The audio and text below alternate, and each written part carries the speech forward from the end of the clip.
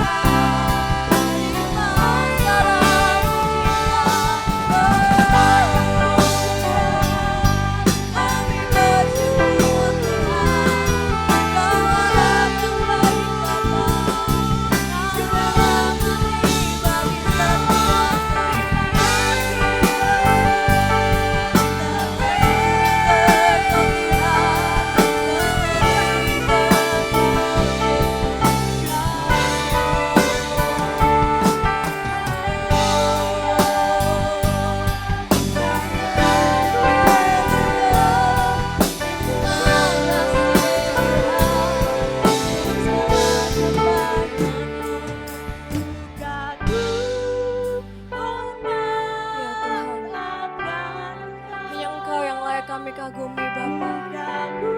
Hanya Engkau yang layak kami tinggikan Tuhan. Terima kasih buat kasih-Mu Tuhan.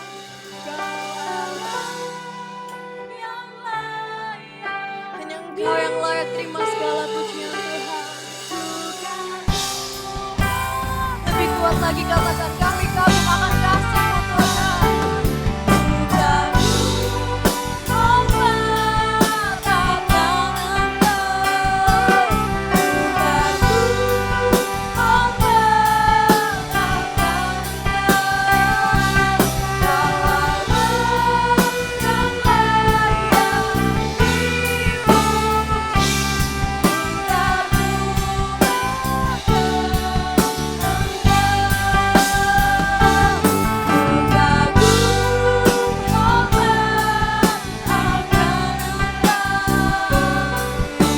Kami tahu Bapa hanya Engkau yang layak kami sembah Tuhan.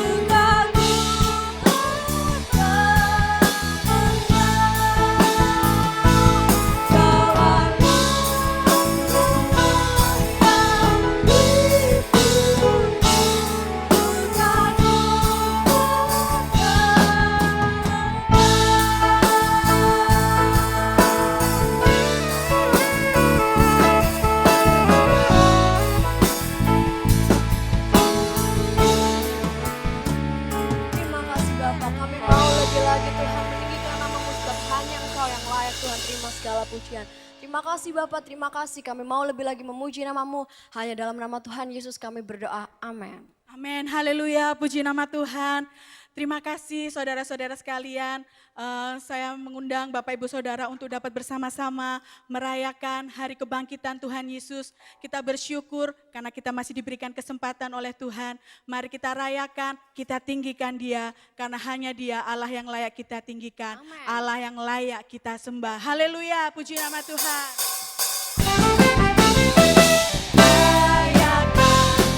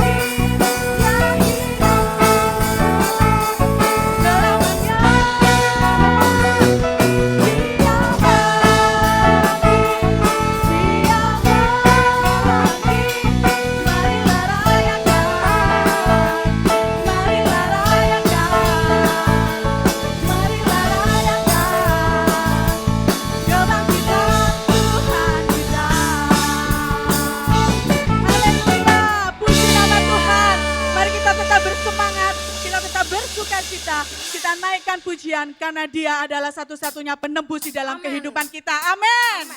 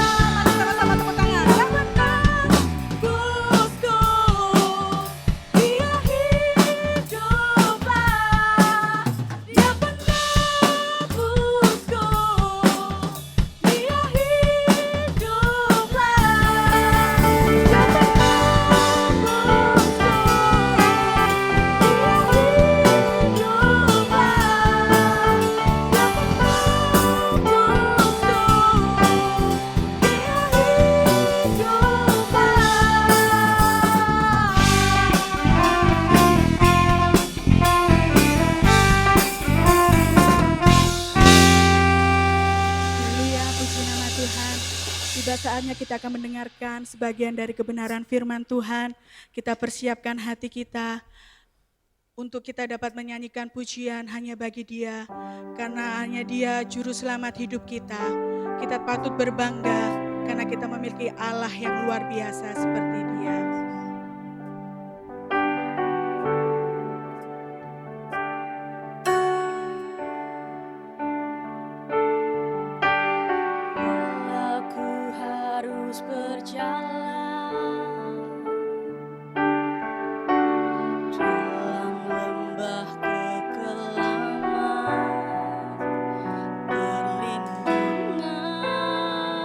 Perlindungan-Mu, Tuhan.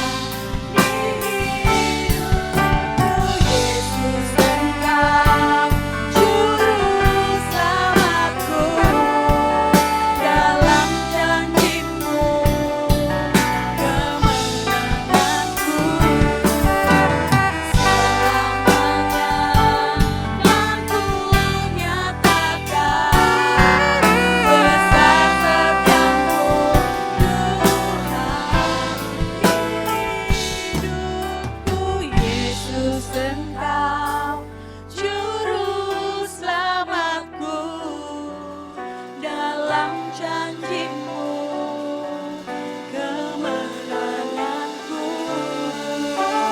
selamanya kan ku nyatakan, besar setiap-Mu Tuhan. Di hidupku Yesus Engkau juru selamatku, dalam janji-Mu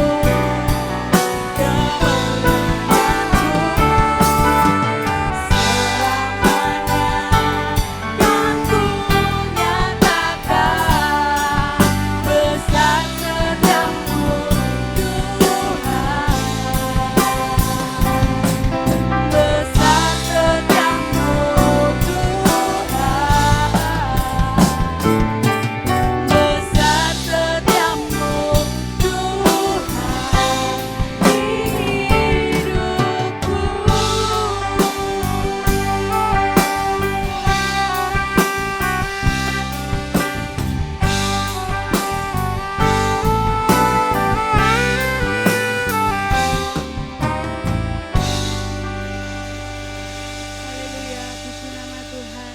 Terima kasih Tuhan untuk penyertaan-Mu di sepanjang ibadah kami Tuhan, di sepanjang puji-pujian yang kami berikan Bapa. Tiba saatnya Tuhan, saat ini kami akan mendengarkan sebagian dari kebenaran firman-Mu. Mohon tutup bungkus hamba-Mu Tuhan yang akan menyampaikan kebenaran firman-Mu Tuhan. Biar apa yang keluar dari mulut hamba-Mu ini Tuhan, bisa menjadi berkat untuk kami setiap jemaat-Mu Tuhan. Dan tolong lembutkan hati kami masing-masing Bapa, agar kami dapat menerima setiap firman yang Engkau berikan Tuhan, dan firman yang Engkau berikan itu Tuhan akan menjadi rema di dalam kehidupan kami. Terima kasih Tuhan, terima kasih. Kami serahkan semuanya hanya di dalam nama-Mu saja Tuhan. Dalam nama Tuhan Yesus kami sudah berdoa dan mengucap syukur. Haleluya, amin. Shalom, selamat pagi semuanya Bapak Ibu yang dikasihi Tuhan, sidang jemaat GBT Kalam Hidup, dimanapun Anda berada. Selamat Paskah semuanya, meskipun di dalam Paskah kali ini untuk pertama kalinya kita beribadah tidak bersama-sama di dalam gereja, tapi berada di rumah masing-masing karena situasi yang tidak memungkinkan untuk kita bisa berkumpul bersama-sama. Tapi biarlah itu tidak mengurangi semangat kita untuk datang kepada Tuhan, menikmati berkat-berkat Tuhan, persekutuan yang indah dengan Tuhan pada Paskah tahun ini. Mari kita sama-sama lihat di dalam kitab Roma pasal 6 ayat 16 sampai 18. Kitab Roma pasal 6 ayat 16 sampai 18. Saya akan bacakan. Apakah kamu tidak tahu bahwa apabila kamu menyerahkan dirimu kepada seseorang sebagai hamba untuk mentaatinya, kamu adalah hamba orang itu yang harus kamu taati, baik dalam dosa yang memimpin kamu kepada kematian, maupun dalam ketaatan yang memimpin kamu kepada kebenaran. Tetapi syukurlah kepada Allah, dahulu memang kamu hamba dosa, tetapi sekarang kamu dengan segenap hati telah mentaati pengajaran yang telah diteruskan kepadamu. Kamu telah dimerdekakan dari dosa dan menjadi hamba kebenaran. Amin. Tulisan Paulus ini mengingatkan kepada kita betapa hebatnya, betapa dahsyatnya dampak dari kebangkitan Kristus. Dampak dari Paskah yang setiap tahunnya kita rayakan dalam kehidupan kita. Di dalam kehidupan kita, Paskah merupakan makna yang sangat indah. Merupakan kuasa kebangkitan Kristus yang bisa mengubah kehidupan kita dan menempatkan kita menjadi hamba kebenaran. Kuasa kebangkitan Kristus memberikan status baru dalam kehidupan kita sebagai hamba kebenaran. Itu yang hari ini kita pelajari bersama-sama. Apakah selama ini kita Paskah rayakan berulang kali, kita sudah menempatkan diri kita sepenuhnya sebagai hamba kebenaran. Karena memang tidak bisa dipungkiri setiap kali kita merayakan Paskah, hal yang pertama yang keluar dari pikiran kita itu pasti satu hal, yaitu telur. Dan semua orang paling suka Paskah karena salah satunya adalah telur seperti itu, apalagi anak-anak. Suatu ketika ada sebuah gereja yang mengadakan acara ibadah Paskah anak spesial. Mereka mengadakannya di pagi hari, bahkan subuh seperti itu, dan bahkan mereka membuat acara-acara yang menarik. Salah satunya adalah mencari telur di seluruh area gereja. Sehingga ini yang menarik, begitu banyak anak-anak yang ada di gereja itu untuk datang ibadah pada hari Minggu itu. Ketika ibadah dimulai seperti biasa dengan pujian, semuanya menyanyi, memuji Tuhan, bergembira, bersuka cita. Lalu tibalah masuk ke dalam pemberitaan firman Tuhan. Nanti game yang menarik mencari telur Paskahnya itu nanti setelah firman Tuhan. Guru yang menyampaikan firman Tuhan mengambil kisah para perempuan, para wanita yang datang pada pagi-pagi benar ke kubur Tuhan Yesus. Ketika sang guru ini menceritakan tentang kisah itu, lalu guru ini mulai menanyakan sesuatu kepada anak didiknya. Dia bertanya, apakah anak-anak tahu kenapa mereka ini datang ke kubur Tuhan Yesus pada pagi-pagi hari benar? Apa yang mereka kerjakan di sana? Apa yang mereka perbuat di sana? Ketika sang guru ini bertanya kepada para murid-muridnya, kepada anak didiknya, maka dengan suara yang lantang dan serentak, anak-anak itu berkata, cari telur tante. Mungkin Anda tersenyum dengan kisah ini, mungkin Anda tertawa dengan kisah ini, tapi jujur, bukankah itu yang seringkali terjadi dalam kehidupan setiap orang Kristen? Datang ibadah, merayakan sesuatu di gereja, entah itu Paskah, Natal, yang dicari apa? Berkat. Meskipun itu tidak salah, tapi itu yang kadang-kadang menjadi fokus utama dalam kehidupan setiap orang. Berkat-berkat itu yang dikejar. Tapi hari ini kita belajar bahwa salah satu berkat terbesar di dalam Paskah itu adalah bagaimana Tuhan memberikan status baru ke dalam kehidupan kita menjadi hamba kebenaran. Karena di dalam ayat yang ke-22 dan 23 dalam kitab Roma pasal 6, saya akan bacakan, tetapi sekarang setelah kamu dimerdekakan dari dosa dan setelah kamu menjadi hamba Allah, kamu beroleh buah yang membawa kamu kepada pengudusan dan sebagai kesudahannya ialah hidup yang kekal. Sebab upah dosa ialah maut, tetapi karunia Allah ialah hidup yang kekal dalam Kristus Yesus Tuhan kita. Status hamba kebenaran akan menggiring kita menghasilkan buah kekudusan dalam kehidupan ini, dan pada akhir semuanya itu adalah hidup yang kekal. Dan itu berkat yang terbesar dalam kehidupan kita. Bagaimana ketika kita merayakan Paskah, status kita diubahkan menjadi hamba kebenaran di hadapan Tuhan. Dan itu merupakan berkat yang sangat luar biasa indah dalam kehidupan kita. Tapi pertanyaannya adalah, bagaimana kita bisa memposisikan diri kita sebagai hamba kebenaran itu sendiri? Apa sih karakteristik seorang yang punya status hamba kebenaran itu? Dalam Roma pasal yang ke-6, ayat 16 sampai 18 saya menemukan dua hal. Yang pertama, bicara tentang pilihan. Bicara tentang pilihan. Orang yang punya status hamba kebenaran akan membuat pilihan yang benar, yang sesuai dengan kebenaran firman Tuhan di dalam perjalanan hidupnya. Sekali lagi saya katakan, orang yang punya status hamba kebenaran akan membuat pilihan yang benar, yang sesuai dengan kebenaran firman Tuhan di dalam perjalanan hidupnya. Saya bacakan sekali lagi Roma pasal 6 ayat 16, tapi saya ambil dalam versi firman Allah yang hidup. Tidakkah saudara sadar bahwa saudara dapat memilih siapa yang ingin saudara pertuan? Saudara dapat memilih dosa dengan kematian akibatnya atau ketaatan dengan pembebasan dampaknya. Kalau saudara menyerahkan diri kepada seseorang, maka orang itu akan memiliki saudara dan menjadi tuan saudara dan saudara akan menjadi hambanya. Ada ungkapan yang mengatakan begini, hidup itu adalah pilihan. Dan memang itulah yang terjadi dalam kehidupan kita. Seorang psikolog pernah berkata bahwa kita, manusia, itu paling sedikitnya membuat 10.000 pilihan setiap harinya. Entah itu pilihan yang kecil sampai pilihan yang besar.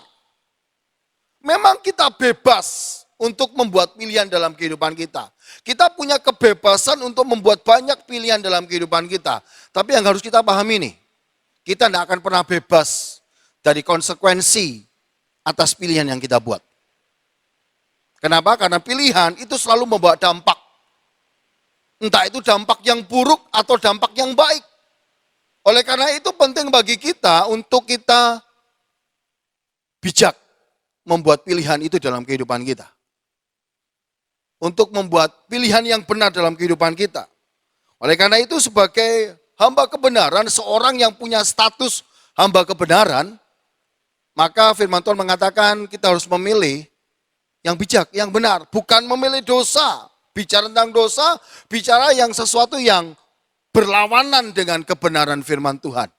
Sesuatu yang bertentangan dengan kebenaran firman Tuhan. Sesuatu yang tidak disukai oleh Allah dalam kehidupan ini. Seorang hamba kebenaran akan memilih ketaatan. Sesuatu yang sesuai dengan apa yang Tuhan mau. Sesuai dengan kebenaran yang ada dalam kehidupan kita. Dan itu akan mengantarkan kita memberikan dampak pengudusan. Seorang yang punya status hamba kebenaran ketika dia memilih, yang dia pikirkan apakah ini akan membawa kekudusan dalam kehidupannya. Apakah ini akan berdampak kepada kekudusan hidupnya. Dia akan pikirkan itu. Kalau ini melanggar kekudusan Tuhan, dia tidak akan pilih itu dalam kehidupannya. Karena dia tahu dia sudah ditebus oleh darah Kristus. Makanya dia tidak layak lagi untuk memilih sesuatu yang tidak kudus dalam hidup ini. Kita harus tahu bahwa semua pilihan yang kita buat kita harus bisa pertanggungjawabkan. Tetapi tidak hanya itu saja, pilihan itu sendiri bentuk tanggung jawab kita. Coba kita renungkan, kalau Tuhan kasih kepada kita status hamba kebenaran. Kalau Tuhan sudah taruh dalam kehidupan kita, tempatkan kita sebagai hamba kebenaran, maka kita harus hidup sesuai dengan status kita itu sebagai hamba kebenaran. Dan untuk menyesuaikan hidup kita dengan status hamba kebenaran itu, maka bentuknya adalah ketaatan. Jadi itu yang harus kita pilih dalam kehidupan kita sebagai bentuk tanggung jawab kita dan termasuk hal-hal yang harus kita pertanggungjawabkan dalam kehidupan kita. Suatu ketika ada seorang yang hendak dihukum mati, dieksekusi mati. Seperti biasa orang itu dikasih satu permintaan khusus spesial buat dia sebelum dia dieksekusi mati. Dia tidak minta apa-apa, dia cuma berkata, coba kalau saya dikasih kesempatan sekali lagi mengulang masa lalu saya dan saya bisa memperbaiki diri saya untuk saat ini. Tapi kita semua tahu kita tidak bisa mengulang waktu kita. Oleh karena itu penting sekali kita untuk betul-betul memilih sesuatu yang benar. Membuat pilihan-pilihan yang sesuai dengan kebenaran firman Tuhan di dalam perjalanan hidup kita karena kita punya status hamba kebenaran. Yang kedua, bicara tentang pengabdian. Orang yang punya status hamba kebenaran memiliki pengabdian yang penuh kepada kebenaran firman Tuhan dalam hidupnya. Sekali lagi, saya katakan orang yang punya status hamba kebenaran memiliki pengabdian yang penuh kepada kebenaran firman Tuhan di dalam hidupnya. Saya bacakan ayat yang ke-17. Tetapi syukurlah kepada Allah, dahulu memang kamu hamba dosa, tetapi perhatikan kalimat ini, sekarang kamu dengan segenap hati telah mentaati pengajaran yang telah diteruskan kepadamu. Kalimat dengan segenap hati mentaati pengajaran yang diteruskan kepadamu ini bicara tentang pengabdian. Pengabdian itu bicara tentang penyerahan diri kepada sesuatu atau seseorang yang kita anggap superior, yang kita anggap lebih. Di situ kita akan kerjakan dengan tulus, tanpa pamrih. Sesuatunya akan kita kerjakan dengan penuh tanggung jawab, dengan segenap hati kita. Dilihat atau tidak, tetap dikerjakan. Tidak mengharapkan pujian sama sekali. Itu pengabdian. Saya pernah membaca kisah tentang para prajurit penjaga makam pahlawan yang tak dikenal di Amerika Serikat di Taman Makam Pahlawan Arlington. Salah satu yang menarik adalah ketika mereka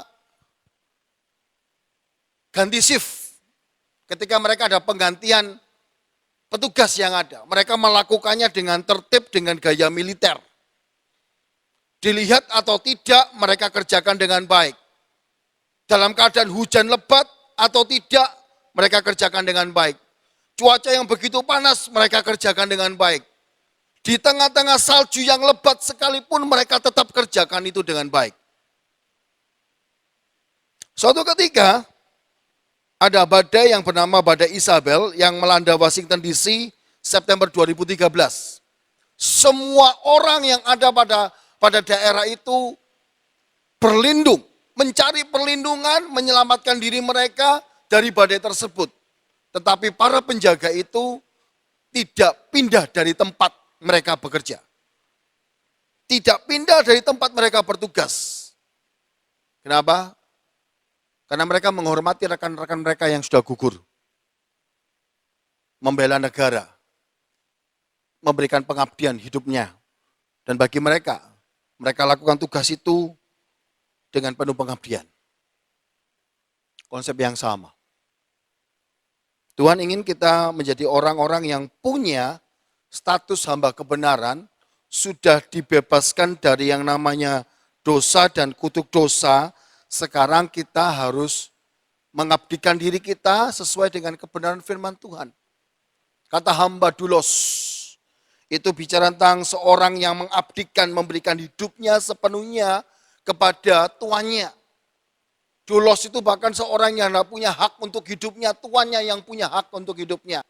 Dia mengerjakan itu bukan untuk pujian, bahkan bukan untuk gaji yang dia bisa dapatkan karena dia seorang budak. Bahkan di dalam ayat 18, kata hamba kebenaran, kata hamba itu ditulis dengan bentuk kata kerja yang jamak. Bukan dikerjakan sekali, tetapi berulang kali dalam kehidupan kita. Seorang yang mengabdikan sepenuhnya dirinya kepada Tuhan, maka orang itu tidak akan lagi hidup untuk dirinya sendiri. Tapi dia mau kerjakan itu untuk Tuhannya.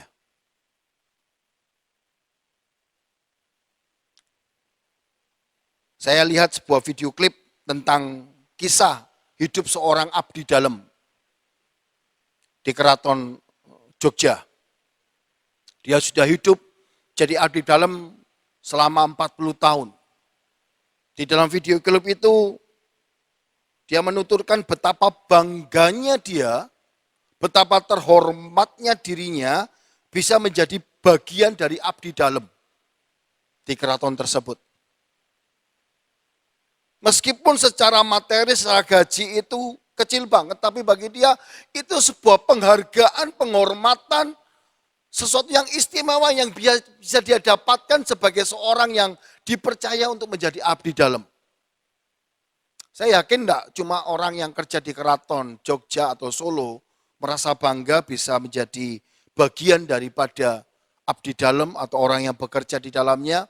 Saya yakin di negara-negara lain yang masih menggunakan sistem kerajaan, ada begitu banyak orang yang bangga bisa bekerja di dalam kerajaan yang ada dalam dunia. Mereka bangga bisa menjadi bagian dari orang-orang di dalam kerajaan Inggris, kerajaan Belanda, kerajaan Spanyol, kerajaan Monaco. Mereka begitu bangga. Padahal mereka hanya sekedar abdi dalam, mereka hanya sekedar hamba. Pertanyaannya, apakah kita juga bangga ketika kita mengabdikan diri kita kepada Tuhan? Pengabdian diri kita kepada Tuhan itu merupakan suatu anugerah yang sangat istimewa. Kenapa? Karena kita melayani seorang raja di atas segala raja yang ada di muka bumi ini. Seorang abdi dalam keraton Jogja saja bangga dengan apa yang dia dapatkan, apa yang dia kerjakan. Apalagi seharusnya kita. Karena kita tahu firman Tuhan mengatakan bahwa dunia ini akan lenyap dengan segala isinya. Kerajaan itu akan lenyap semuanya. Tapi sosok pribadi yang kita abdikan hidup kita sepenuhnya, itu tidak akan pernah hilang, dia akan tetap untuk selama-lamanya. Dan belum tentu orang lain bisa menikmati hal yang seperti ini. Satu lagi makna Paskah yang Tuhan berikan kepada kita hari ini. Bukan cuma sekedar bicara tentang berkat-berkat jasmani saja, bukan. Tetapi kita dikasih status hamba kebenaran dalam kehidupan kita. Dan kita harus hidup sesuai dengan status yang Tuhan berikan sama kita sebagai hamba kebenaran tersebut.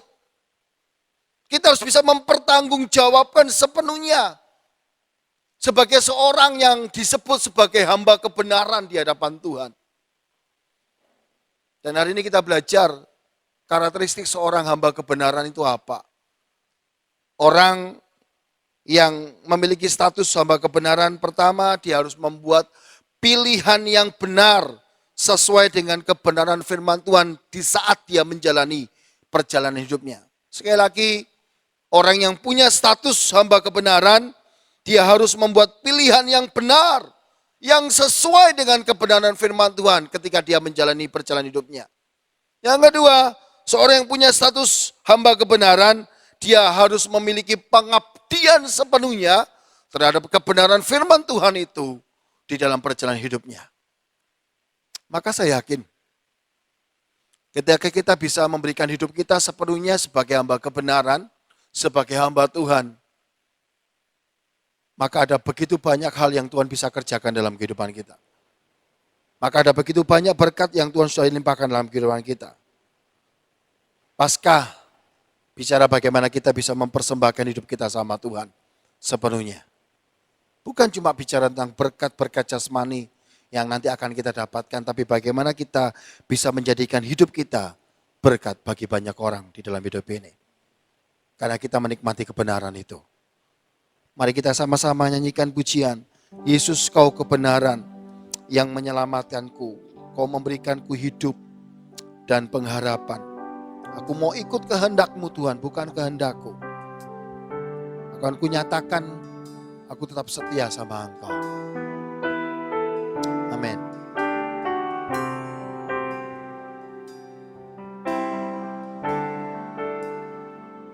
Katakan Yesus kau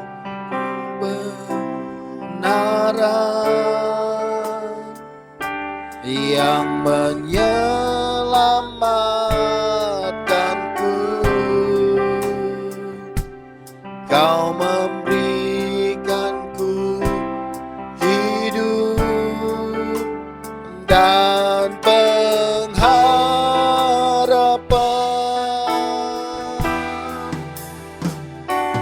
Ku ikut kehendak-Mu, ku perlu anugerah-Mu, ku nyatakan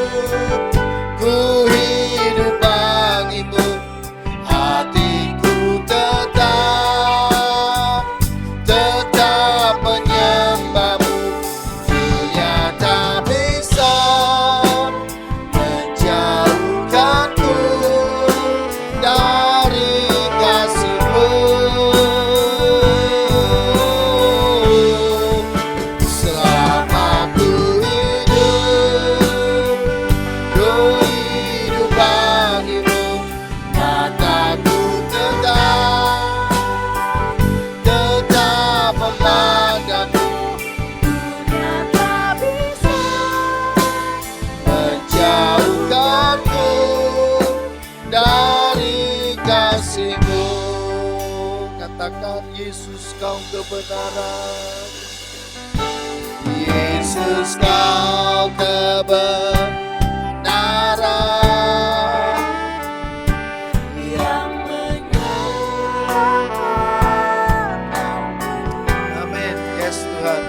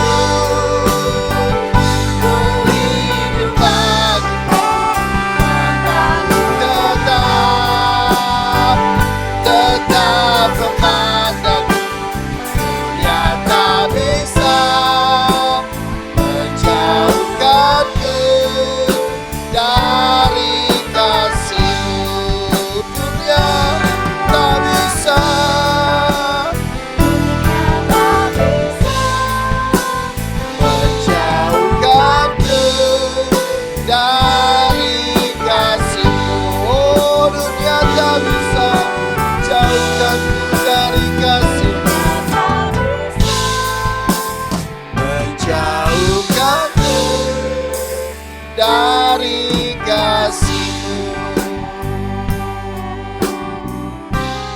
Kami mengucap syukur Tuhan. Di Paskah tahun ini meskipun kami tidak bisa berkumpul di dalam gereja, kami berkumpul bersama dengan keluarga kami, tapi kami tahu Tuhan, Engkau sudah menebus kami, Engkau sudah memberikan status hamba kebenaran itu dalam kehidupan kami. Dan biarlah kami boleh hidup sesuai dengan status kami yang baru itu Tuhan. Kami boleh mempertanggungjawabkan status ini di hadapan-Mu Tuhan. Kami hidup di dalam kebenaran-Mu. Kami betul-betul memilih untuk hidup di dalam kebenaran-Mu. Kami boleh betul-betul mengabdikan hidup kami sesuai dengan kebenaran-Mu Tuhan. Karena kami tahu Tuhan, ketika kami berjalan bersama dengan Engkau, mengikuti jalan-Mu Tuhan, kami boleh melihat perkara-perkara besar terjadi dalam kehidupan kami. Terima kasih buat kebangkitan-Mu. Terima kasih buat kuasa kebangkitan-Mu Tuhan, yang menempatkan kami dan menjadikan kami hamba-hamba kebenaran di hadapan-Mu Tuhan. Terima kasih memberkati kami semua yang ada di tempat kami masing-masing. Memberkati kami semua yang ada di rumah kami masing-masing. Yang pagi ini kami boleh merayakan Paskah bersama-sama. Kami menyerahkan hidup kami dalam tangan-Mu Tuhan. Biarlah Paskah tahun ini boleh betul-betul mengubah hidup kami.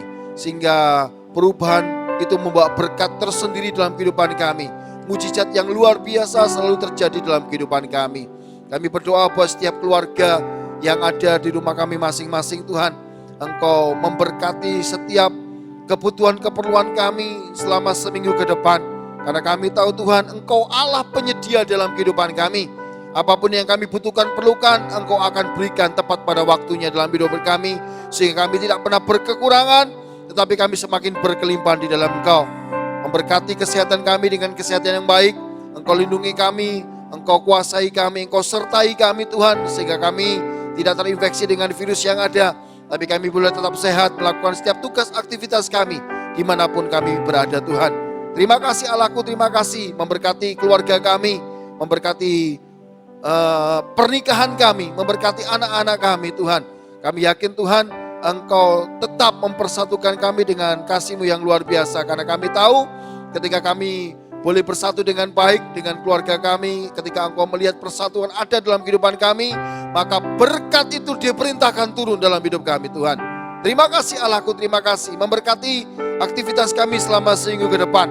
Apapun yang kami kerjakan dengan kedua tangan kami, Engkau membuatnya berhasil dan berkat Allah melimpah dalam hidup kami. Kami berdoa buat setiap kami yang harus menghadapi masalah persoalan kehidupan kami.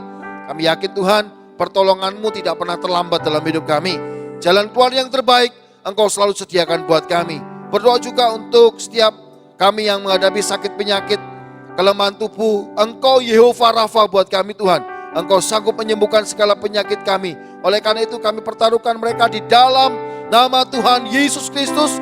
Kesembuhan menjadi milik mereka. Dan mereka boleh kembali beraktivitas memuji muliakan nama-Mu Tuhan. Terima kasih. Berdoa untuk setiap situasi kondisi yang ada. Biarlah Engkau terus beserta dengan kami. Memulihkan dan kami boleh kembali beraktivitas dengan baik kembali Tuhan. Terima kasih. Berkati bangsa negara kami. Berkati kota kami dan Surabaya. Berkati semua petugas yang bertugas menghadapi situasi yang tidak memungkinkan ini Tuhan. Tapi kami yakin kekuatan yang daripada Engkau ada dalam kehidupan kami. Terima kasih Allahku, terima kasih. Kami yakin Tuhan, Engkau memberkati kami semua pada hari ini. Baik kami yang berada di rumah, sidang jemaat GBT Kalam Hidup maupun setiap orang yang melihat acara ini boleh diberkati Tuhan secara luar biasa. Dan kami yakin segala berkat yang daripada Allah Bapa, kasih karunia daripada Tuhan Yesus Kristus, penyertaan Roh Kudus menyertai kami semua mulai hari ini dan sampai selama-lamanya. Di dalam nama Tuhan Yesus Kristus, kita semua yang percaya dan diberkati Tuhan, sama-sama kita katakan amin. Selamat pagi semuanya, selamat Paskah. Tuhan Yesus memberkati kita semuanya.